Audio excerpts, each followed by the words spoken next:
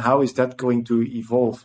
Because in the end, you need the restaurant, to deliver the food, but the restaurant also needs the insights to understand, which food to deliver. So how is that going to evolve?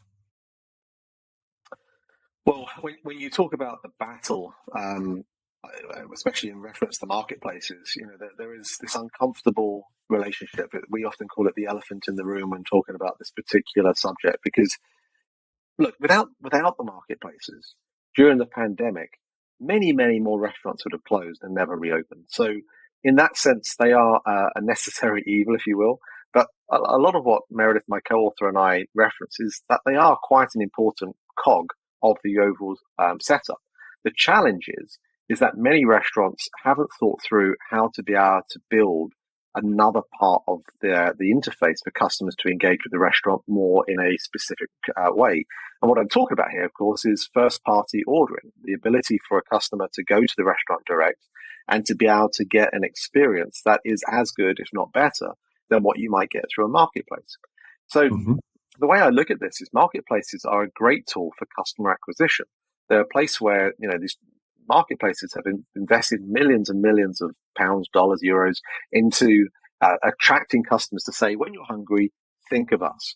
And so at that particular moment, a customer isn't necessarily thinking about your restaurant. And with that in mind, they're going to that platform to look for food and look for options. So if you accept that argument, then the idea of a customer coming onto your restaurant through that marketplace means they are, for all intents and purposes, incremental.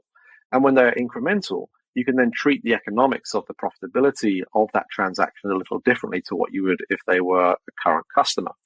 And for that reason, the rent of your restaurant, the labor that you had in place, all of those costs would have been paid out anyway. And that makes the profitability a little bit more acceptable to handle. Now, that all works well. But if that customer then goes back to the marketplace to visit you for the second, third, fourth time, that's where you're then having a bit of a more challenging argument around whether incrementality is true or not.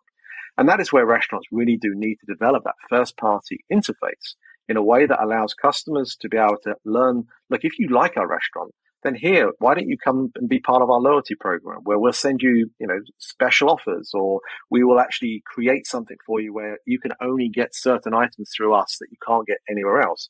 And as we're finding in these inflationary times, this is the cheapest place where you can actually get our food. So many restaurants, I think, are still in this place of being able to build a frictionless first-party interface.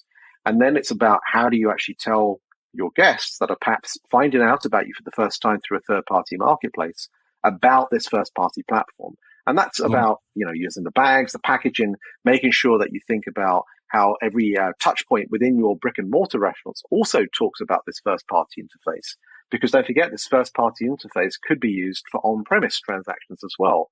Because today's modern guest is an omni-channel guest. And what does that mean?